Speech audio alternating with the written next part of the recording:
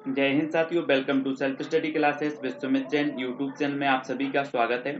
दोस्तों, आज फिर हमारी पर्यावरण की कक्षा स्टार्ट होने वाली है, तो सभी लोग वीडियो को लाइक कर दें, ठीक है। और सभी को वीडियो को शेयर भी करना है। इंस्टाग्राम में जुड़ने के लिए आप Sumit Jain self study classes search करेंगे, ठीक है। व्हाट्सएप से जुड़ने के लिए व्हाट्सएप नंबर दिया है, और self study classes with Sumit Jain जो वीडियो आप देख रहे हैं उसके नीचे चैनल का नाम दिया है, इस पर आप क्लिक करेंगे तो पूरी की पूरी प्लेलिस्ट ऊपर खुलेगी, ठीक है। तो आप पूरे के पूरे वीडियो एक साथ देख सकते हैं। फेसबुक से जुड़ने के लिए आप सुमित जैन सर्च करें, ट्विटर से जुड़ने के लिए सुमित जैन, और टेलीग्राम ग्रुप से जुड़ने के लिए सर्च करना है IAS स्टडी ट्रिक, और वीडियो को लाइक और शेयर अवश्य करना है। टेट वाले, रीट वाले, CTET एग्जाम वालों के लिए बहुत ही महत्वपूर्ण है, ठीक है। तो इस प्रकार से सब्सक्राइब का बटन क्लिक करें, ऑल पर, है ना, बेल आइकन को दबा पर ऑल पर क्लिक करना है। स्टार्ट करते हैं दोस्तों आज का ये वीडियो। तो आपको बताना है गोल्डमैन पुरस्कार किस हेतु दिया जाता है।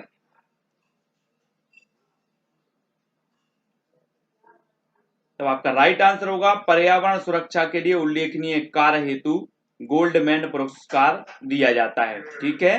अगला प्रश्न है, ग्रीन नोबेल के रूप में जाना जाता है। प्रश्न क्रमांक 2। तब आपका बिल्कुल सही आंसर क्या होगा, गोल्डमैन पुरस्कार। गोल्डमैन जो पुरस्कार है ग्रीन नोबेल पुरस्कार के रूप में जाना जाता है, ठीक है। याद रखना है, गोल्डमैन पुरस्कार पाने वाले भारतीय हैं। तो आपको बताना है प्रश्न क्रमांक 3 का उत्तर। गोल्डमैन पुरस्कार पाने वाले जो भारतीय हैं वो कौन कौन से भारतीय हैं।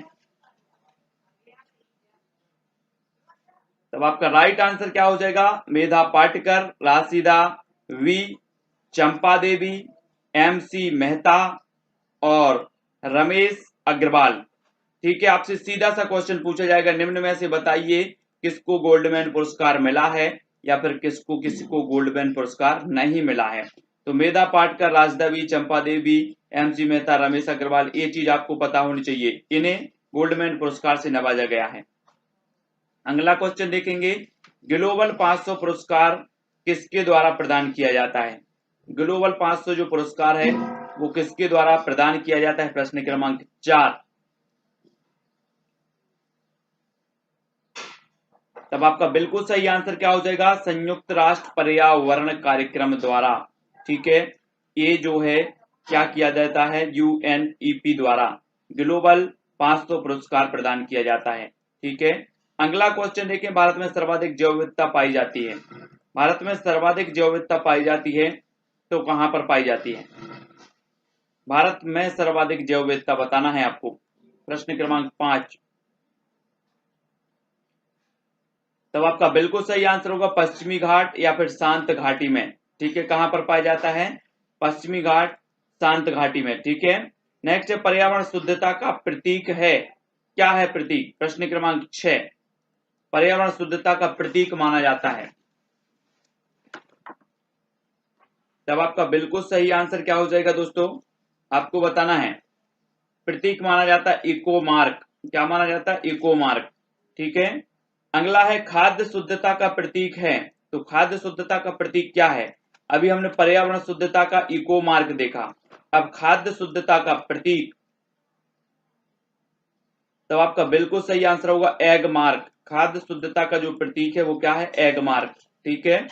ABC प्रोटोकॉल किसे कहा जाता है, ABC प्रोटोकॉल। प्रश्न क्रमांक 8। तब आपका बिल्कुल सही आंसर होगा नागोया प्रोटोकॉल को ABC प्रोटोकॉल भी कहा जाता है, ठीक है, नागोया प्रोटोकॉल को। अगला क्वेश्चन देख लेते हैं दोस्तों, राष्ट्रीय पर्यावरण अभियांत्रिकी शोध संस्थान क्षेत्रीय केंद्र हैं तो कहां हैं। राष्ट्रीय पर्यावरण अभियांत्रिकी शोध संस्थान के जो क्षेत्रीय केंद्र हैं वो कहां पर हैं। प्रश्न क्रमांक 9 का उत्तर राइट होगा कोलकाता में है, चेन्नई, हैदराबाद, दिल्ली और मुंबई में ये क्षेत्रीय केंद्र हैं। वैसे अगर बात करें राष्ट्रीय पर्यावरण अभियांत्रिकी शोध संस्थान कहां पर है, तब आपका उत्तर होता है कहां पर, नागपुर में, ठीक है। लेकिन इसके जो क्षेत्रीय केंद्र हैं वो कोलकाता में भी हैं, चेन्नई, हैदराबाद, दिल्ली और मुंबई में, ठीक है। अगला क्वेश्चन है, बाघों की गणना की जाती है, कितने वर्ष में की जाती है। प्रश्न क्रमांक 10।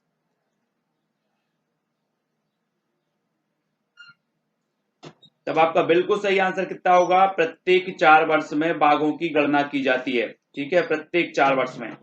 अगला क्वेश्चन है, जैव ईंधन नीति लागू करने वाला देश का पहला राज्य कौन सा है?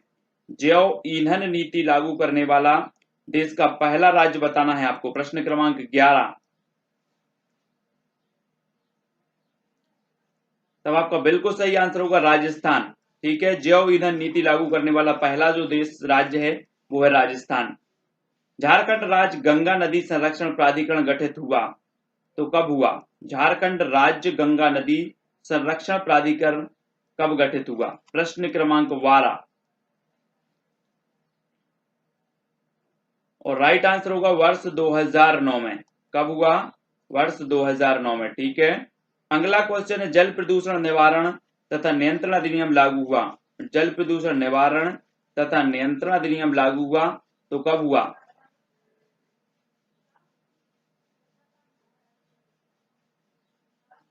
तब आपका बिल्कुल सही आंसर है 1974 में। कब हुआ? 1974। विश्व जल दिवस मनाया जाता है। प्रश्न क्रमांक 15। विश्व जल दिवस कब मनाया जाता है?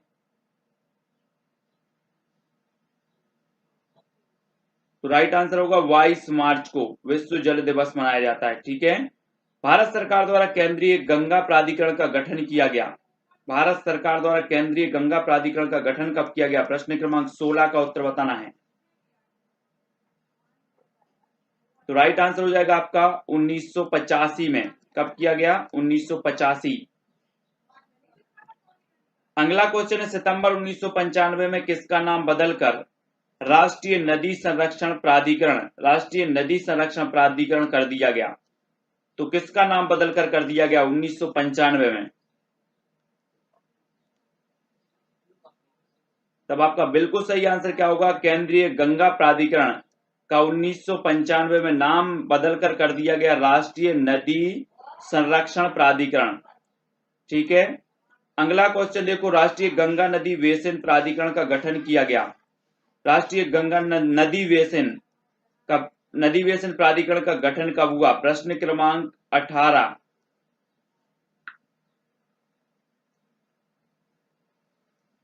तब 18 का उत्तर होगा फरवरी 2009 में। कब किया गया? फरवरी 2009 में किया गया। ठीक है, किस पर्यावरणविद को जल पुरुष कहा जाता है? प्रश्न क्रमांक 19। किस पर्यावरणविद को जल पुरुष कहा जाता है? तब आपका राइट आंसर क्या हो जाएगा? राजेंद्र सिंह। ठीक है, राजेंद्र सिंह को जल पुरुष कहा जाता है। पीने के पानी को शुद्ध करने के लिए प्रयोग में किसे लाया जाता है? पीने के पानी को शुद्ध करने में प्रयोग में लाया जाता है तो किसे लाया जाता है? प्रश्न क्रमांक 20। तब आपका बिल्कुल सही आंसर होगा क्लोरीन को प्रयोग में लाया जाता है। ठीक है, गंगा नदी डॉल्फिन संरक्षण कार्यक्रम आरंभ किया गया था। गंगा नदी डॉल्फिन संरक्षण कार्यक्रम आरंभ किया गया था 21। कब आरंभ किया गया था? तो आपका राइट आंसर जो हो जाएगा वो 1997 में। ठीक है, डॉल्फिन संरक्षण कार्यक्रम आरंभ किया गया 1997 में। अगला क्वेश्चन है, भारत का राष्ट्रीय जलीय जीव कौन सा है? प्रश्न क्रमांक 22। राष्ट्रीय जलीय जीव बताना है तो कौन सा है? तब आपका बिल्कुल सही आंसर होगा डॉल्फिन। ठीक है, अगला क्वेश्चन है, पोषण का राष्ट्रीय संस्थान स्थित है तो कहां स्थित है? प्रश्न क्रमांक 23। पोषण का राष्ट्रीय संस्थान। तब आपका बिल्कुल सही आंसर होगा कहां पर है? हैदराबाद में। पोषण का राष्ट्रीय संस्थान है हैदराबाद। विश्व परिवेश दिवस कब मनाया जाता है? प्रश्न क्रमांक 24। तो राइट आंसर क्या हो जाएगा? 5 अक्टूबर को विश्व परिवेश दिवस मनाया जाता है। ठीक है, अगला क्वेश्चन, विश्व तंबाकू निरोध दिवस मनाया जाता है 25। विश्व तंबाकू निरोध दिवस। तब आपका बिल्कुल सही आंसर होगा 31 मई को। 31 मई को मनाया जाता है विश्व तंबाकू निरोध दिवस, और 22 मई को जैव विविधता दिवस। ठीक है, याद रखना है।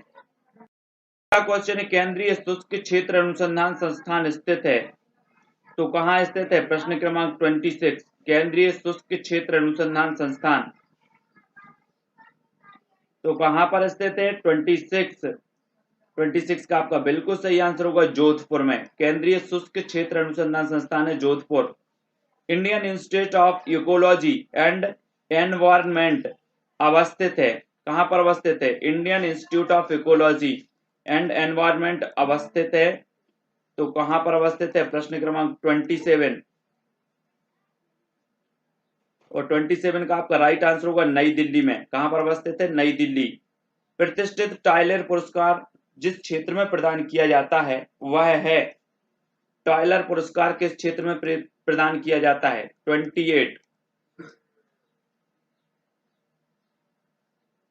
तो राइट आंसर हो जाएगा पर्यावरण संरक्षण के क्षेत्र में ये पुरस्कार प्रदान किया जाता है। ठीक है, पर्यावरण संरक्षण। ग्लोबल 5000 पुरस्कार प्रदान किए जाते हैं, ग्लोबल 5000 पुरस्कार प्रदान किए जाते हैं, तो किस क्षेत्र में? राइट आंसर होगा पर्यावरण प्रतिरक्षा के लिए। पर्यावरण प्रतिरक्षा के लिए ग्लोबल 5000 पुरस्कार प्रदान किया जाता है। अगला क्वेश्चन है दोस्तों आपका, भारत का राष्ट्रीय सामुद्रिक पार्क स्थित है, तो कहां स्थित है? प्रश्न क्रमांक 30। भारत का राष्ट्रीय सामुद्रिक पार्क स्थित है, ये स्थित है कच्छ की खाड़ी में। कहां पर स्थित है? कच्छ की खाड़ी में। ठीक है। अगला क्वेश्चन, स्वपोषी स्तर पर उत्पादन को कहा जाता है, तो क्या कहा जाता है? स्वपोषी स्तर पर उत्पादन को क्या कहा जाता है? प्रश्न क्रमांक 31। तो राइट आंसर होगा प्राथमिक उत्पादकता। क्या कहा जाता है? प्राथमिक उत्पादकता। स्वपोषी स्तर पर उत्पादन को कहा जाता है प्राथमिक उत्पादकता। अगला है जीवधारियों के कार्बनिक और अकार्बनिक वातावरण और पारिस्थितिकी संबंधों के अध्ययन को पारिस्थितिकी अथवा पारिस्थितिकी विज्ञान कहा जाता है। यह कथन किसका है? ये परिभाषा किसने दी है? जीवधारियों के कार्बनिक और अकार्बनिक वातावरण और पारिस्थितिकी संबंधों के अध्ययन को पारिस्थितिकी अथवा पारिस्थितिकी विज्ञान कहा जाता है। ये प्रश्न क्रमांक 32 का जो उत्तर है वो अर्नेस्ट हैकेल। किसने कहा? ये परिभाषा दी है अर्नेस्ट हैकेल साहब ने। सर्वप्रथम पारिस्थितिकी की संकल्पना प्रस्तावित की गई, तो उत्तर बताना है आपको। सर्वप्रथम पारिस्थितिकी की संकल्पना प्रस्तावित की गई, उत्तर हो जाएगा वर्ष 1935 में एजी टांसले द्वारा। 1935 में एजी टांसले द्वारा सर्वप्रथम पारिस्थितिकी की संकल्पना प्रस्तावित की गई। ठीक है। अगला क्वेश्चन देखो, घास स्थल वन तथा मरुस्थल उदाहरण हैं, तो किस चीज के उदाहरण हैं? घास स्थल वन तथा मरुस्थल उदाहरण हैं। प्रश्न क्रमांक 34 का स्थलीय पारिस्थितिक तंत्र के, घास स्थल तथा वन तथा मरुस्थल उदाहरण है, तो किसके हैं? स्थलीय पारिस्थितिक तंत्र के। पृथ्वी के सर्वाधिक क्षेत्र पर फैला हुआ पारिस्थितिक तंत्र है, पृथ्वी के सर्वाधिक क्षेत्र पर फैला हुआ पारिस्थितिक तंत्र है।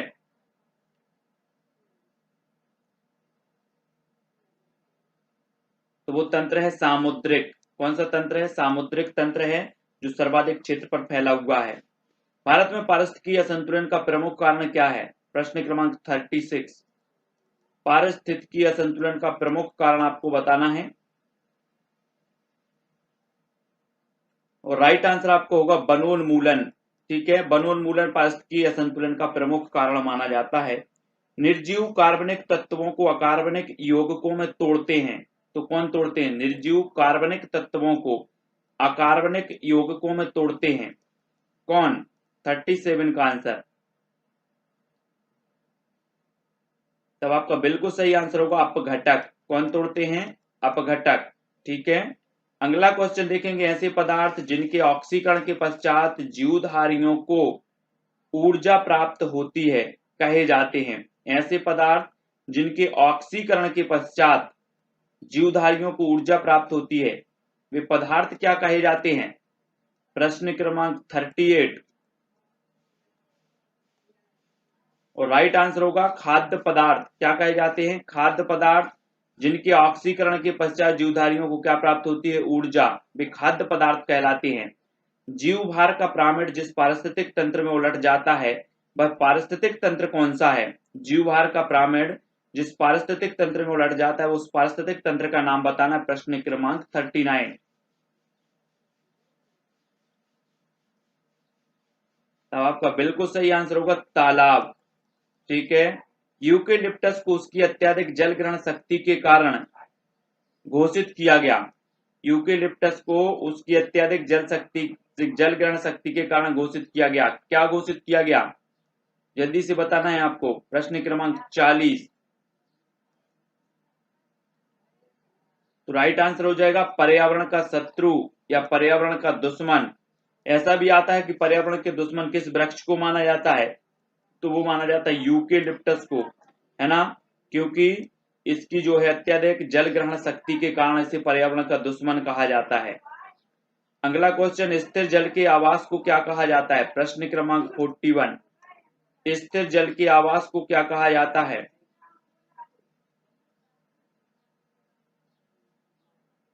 तो राइट आंसर आपका हो जाएगा लैंटिक आवास। ठीक है। स्थिर जल के आवास को कहा जाता है लैंटिक आवास।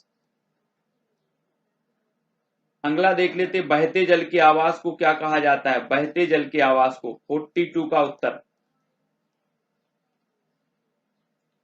तो वो कहलाता है लोटेक आवास। ठीक है। बहते जल के आवास को लोटेक आवास कहा जाता है। दो भिन्न समुदायों के बीच का संक्रमित क्षेत्र कहलाता है, क्या कहलाता है? प्रश्न क्रमांक 43। दो भिन्न समुदायों के बीच का जो संक्रांति क्षेत्र है उसे क्या कहा जाता है? प्रश्न क्रमांक 43। तब आपका बिल्कुल सही आंसर होगा इकोटोन। क्या कहा जाता है? इकोटोन। ठीक है। हर पोषण स्तर पर ऊर्जा की मात्रा घटती है या फिर बढ़ती है? हर पोषण स्तर पर ऊर्जा की मात्रा घटती है या बढ़ती है? 44 का उत्तर बताना है आपको।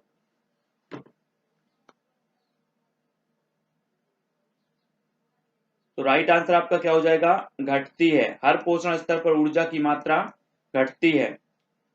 वन संरक्षण अधिनियम लागू किया गया तो कब किया गया? वन संरक्षण अधिनियम, प्रश्न क्रमांक 45 का उत्तर,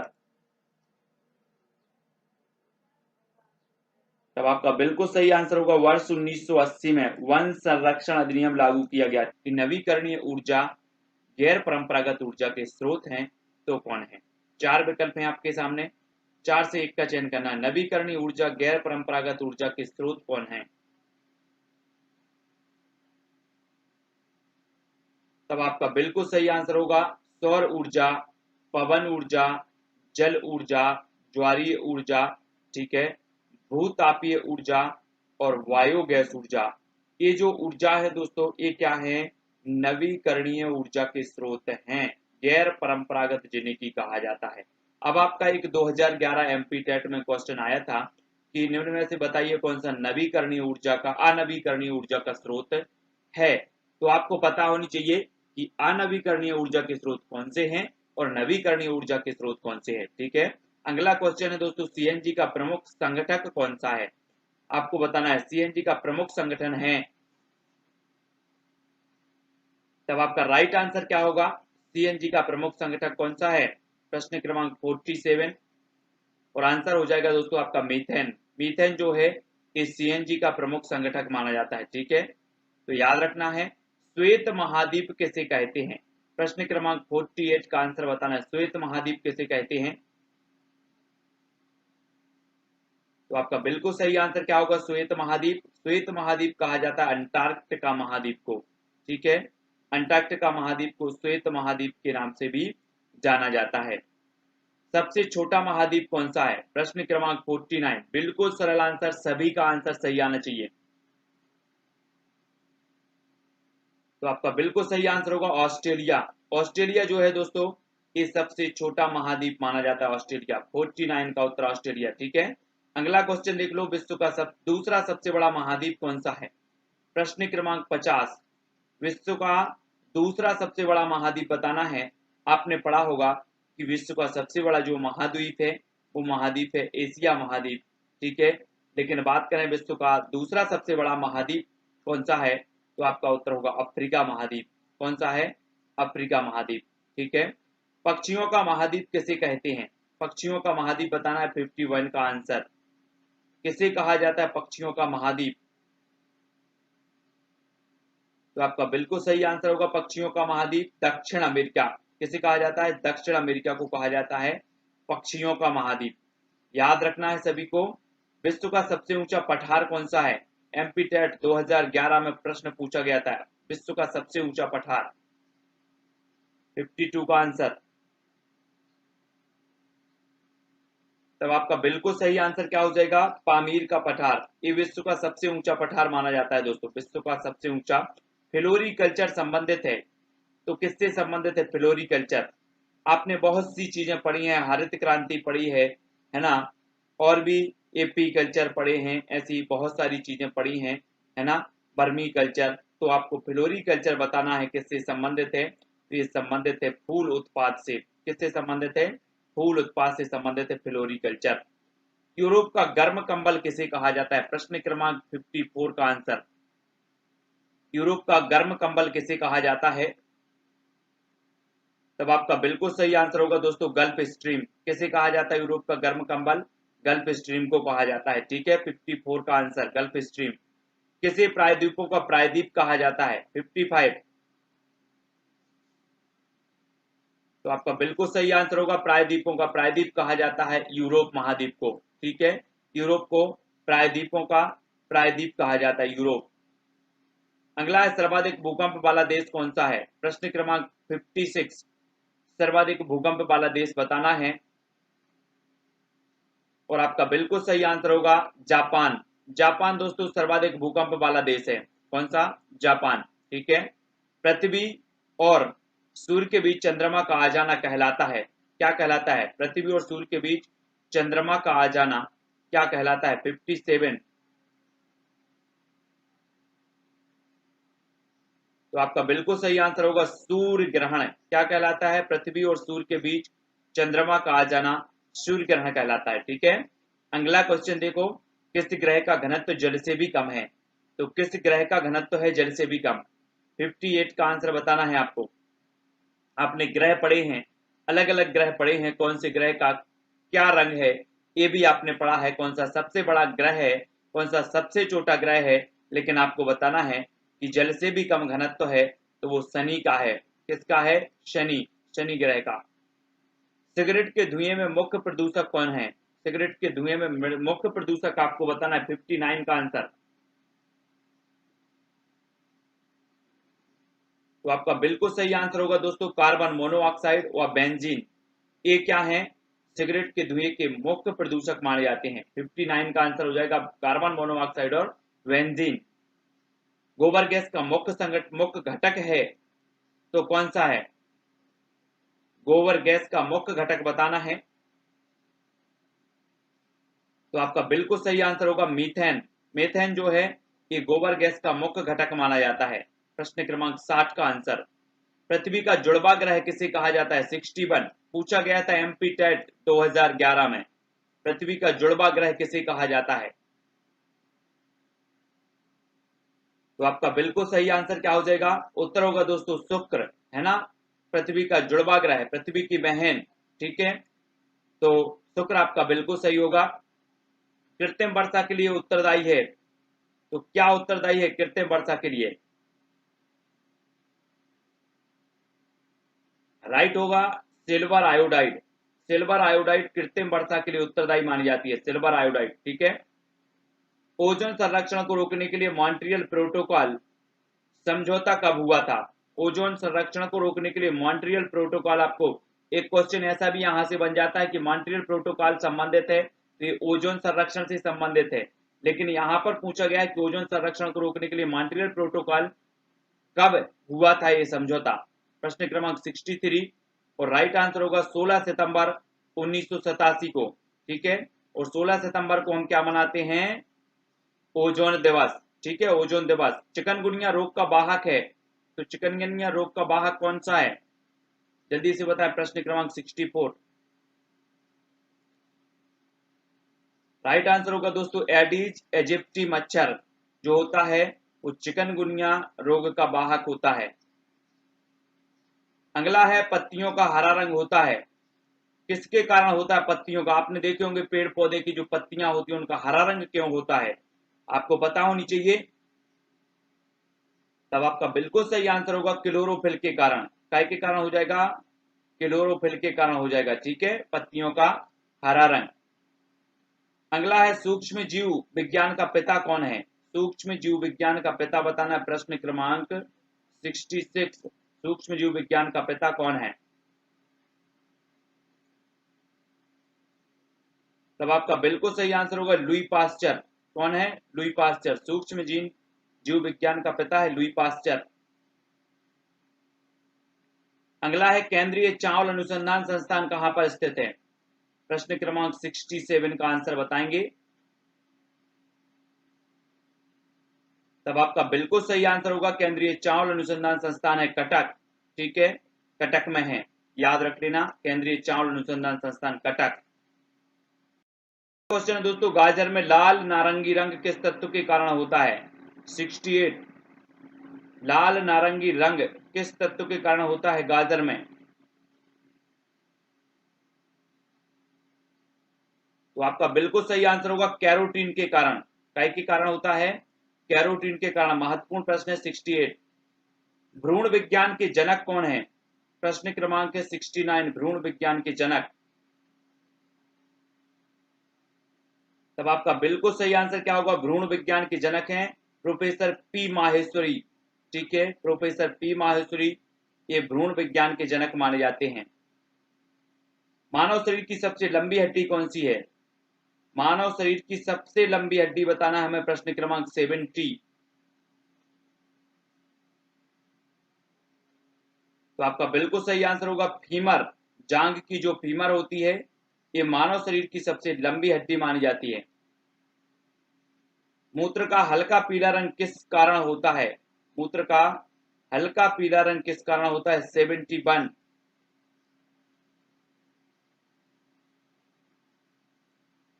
तो आपका बिल्कुल सही आंसर होगा यूरोक्रोम के कारण। काय के कारण? यूरोक्रोम के कारण जो है मूत्र का रंग हल्का पीला रंग का होता है। किस रोग में प्लेटलेट्स की संख्या कम होने लगती है? प्रश्न क्रमांक 72 का उत्तर बताना है, वो रोग बताना है जिसमें प्लेटलेट्स की संख्या कम होने लगती है। तो 72 का आंसर आपका क्या हो जाएगा?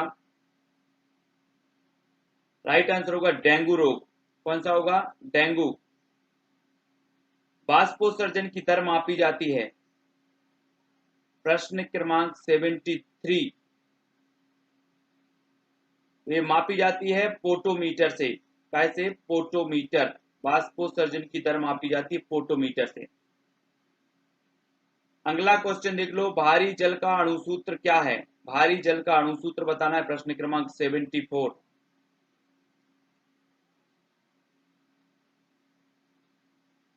तब आपका बिल्कुल सही आंसर होगा H2O। ये क्या है? तो यहां पर आपको सुधारना है दोस्तों, भारी जल का जो अणुसूत्र माना जाता है वो D2O माना जाता है। क्या माना जाता है? D2O। लेकिन जल का माना जाता है तो H2O। ठीक है, ये जल का लिखा हुआ है, जल का होता है H2O और D2O ये भारी जल का अणुसूत्र है। ठीक है, इसको याद रखेंगे, सभी लोगों को याद रखना है। शुद्ध जल का पीएच मान होता है? शुद्ध जल का पीएच मान बताना है आपको, कौन सा होता है? 75 का शुद्ध जल का पीएच मान। तब आपका बिल्कुल सही आंसर होगा कितना? 7 होता है शुद्ध जल का पीएच मान। पृथ्वी दिवस कब मनाया जाता है? प्रश्न क्रमांक 76। बिल्कुल सरल, सभी को आना चाहिए। तो उत्तर आपका हो जाएगा क्या? 22 अप्रैल को पृथ्वी दिवस मनाया जाता है। ठीक है, अब दोस्तों आपको बताना है पृथ्वी दिवस 2020 का विषय क्या है, क्या था? पृथ्वी दिवस अभी अप्रैल में मनाया गया 22 अप्रैल को, और 2020 की जो थीम थी वो क्या थी? 77वां प्रश्न है और उत्तर कमेंट में लिखना है। तो उत्तर होगा क्लाइमेट एक्शन। ठीक है, पृथ्वी दिवस 2020 का थीम थी। अगला है दोस्तों, भारत का भारत का उत्तरी बिंदु बताना है आपको। भारत का उत्तरी बिंदु, भारत का सबसे उत्तरी बिंदु कौन सा है? तब आपका बिल्कुल सही आंसर क्या होगा? इंदिरा कॉल। इंदिरा कॉल जो है ये भारत का सबसे उत्तरी बिंदु माना जाता है। भारत का सबसे ठंडा पठार कौन सा है? 79। भारत का सबसे ठंडा पठार बताना है हमें। तो आपका बिल्कुल सही आंसर होगा लद्दाख। ये भारत का सबसे ठंडा पठार माना जाता है दोस्तों, सबसे ठंडा पठार लद्दाख। संसार की छत किसे कहा जाता है? 80 का उत्तर बताना है। तो आपका बिल्कुल सही आंसर होगा पामीर का पठार। पामीर के पठार को कहा जाता है संसार की छत। भारत की सबसे लंबी स्थल सीमा किस देश के साथ है? भारत की सबसे लंबी स्थल सीमा किस देश के साथ है? प्रश्न क्रमांक 81। तो किस देश के साथ है? बांग्लादेश। किसके साथ? बांग्लादेश के साथ है। भारत की सबसे लंबी स्थल सीमा बांग्लादेश के साथ है। अगला क्वेश्चन, विश्व का सबसे अधिक जनसंख्या घनत्व वाला मरुस्थल कौन सा है? विश्व का सबसे अधिक जनसंख्या घनत्व वाला मरुस्थल बताना है। 82 का प्रश्न। तो आपका बिल्कुल सही आंसर होगा थार। थार मरुस्थल जो कि भारत में है और विश्व का सबसे अधिक जनसंख्या घनत्व वाला मरुस्थल माना जाता है, थार। दुधवा राष्ट्रीय उद्यान स्थित है, तो कहां पर स्थित है? प्रश्न क्रमांक 83, दुधवा राष्ट्रीय उद्यान। तब आपका बिल्कुल सही आंसर होगा उत्तर प्रदेश में दुधवा राष्ट्रीय उद्यान। ठीक है। खैरा किस फसल का रोग है? प्रश्न क्रमांक 84। तो खैरा जो है वो धान, किस फसल का रोग है? धान का है। ठीक है, खैरा पूछा जाता है खैरा किस फसल का रोग है, तो ये धान का रोग माना जाता है। टिक्का किस फसल का रोग है? टिक्का। प्रश्न क्रमांक 85। टिक्का किस फसल का रोग है? तो उत्तर हो जाएगा आपका मूंगफली। ठीक है, मूंगफली का रोग है टिक्का। अगला क्वेश्चन दोस्तों, विश्व गौरैया दिवस कब मनाया जाता है? प्रश्न क्रमांक 86, विश्व गौरैया दिवस। और आपका बिल्कुल सही आंसर होगा 20 मार्च को। ठीक है, 20 मार्च को मनाया जाता है विश्व गौरैया दिवस। विश्व मृदा दिवस कब मनाया जाता है? प्रश्न क्रमांक 87, विश्व मृदा दिवस। सही आंसर है 5 दिसंबर को। कब मनाया जाता है? 5 दिसंबर को विश्व मृदा दिवस। वर्षा की बूंदें गोल होने का कारण क्या है? प्रश्न क्रमांक 88, वर्षा की बूंदें गोल होने का कारण क्या है? तो आपका बिल्कुल सही आंसर होगा पृष्ठ तनाव। क्या है? पृष्ठ तनाव। किस महाद्वीप से होकर विषुवत, कर्क और मकर तीनों रेखाएं गुजरती हैं? तो कौन से महाद्वीप से होकर गुजरती हैं? प्रश्न क्रमांक 89। तब आपका बिल्कुल सही आंसर होगा अफ्रीका महाद्वीप से होकर के विषुवत, कर्क और मकर ये तीनों ही रेखाएं गुजरती हैं। जुगाली करने वाले पशुओं से किस ग्रीन हाउस गैस का जो है निस्सरण होता है? तो आपको बताना है जुगाली करने वाले पशुओं से किस ग्रीन हाउस गैस का निस्सरण होता है? प्रश्न क्रमांक 90। और आपका बिल्कुल सही आंसर होगा मीथेन। किस गैस का जो है निस्सरण होता है? तो मीथेन गैस का निस्सरण होता है। ठीक है, तो दोस्तों यहाँ पर हमारे महत्वपूर्ण प्रश्नों पर हमने चर्चा की जो कि हमारे पर्यावरण से संबंधित थे। रोज 6:30 बजे इसी प्रकार आपकी क्लास निरंतर लगेगी, है ना। इंस्टाग्राम से आपको जुड़ा रहना है, सर्च करना है Sumit Jain self study classes. WhatsApp number दिया है तो व्हाट्सएप पर भी आप संपर्क कर सकते हैं। ठीक है, यूट्यूब पर सेल्फ स्टडी क्लासेस आपको नीचे चैनल का नाम दिख रहा होगा, उस पर क्लिक करें तो चैनल खुलेगा, ऊपर प्लेलिस्ट आपको मिल जाएगी। ठीक है, प्लेलिस्ट पर क्लिक करना और सारे की सारी वीडियो आपको प्लेलिस्ट में मिलेंगे। ठीक है, और फेसबुक पर सर्च करना है सुमित जैन, ट्विटर पर सर्च करना है सुमित जैन और टेलीग्राम ग्रुप से जुड़ने के लिए सर्च करना है IAS स्टडी ट्रिक। ठीक है, वीडियो को लाइक करके शेयर अवश्य करें दोस्तों। आज के वीडियो के लिए बस इतना ही। जय हिंद।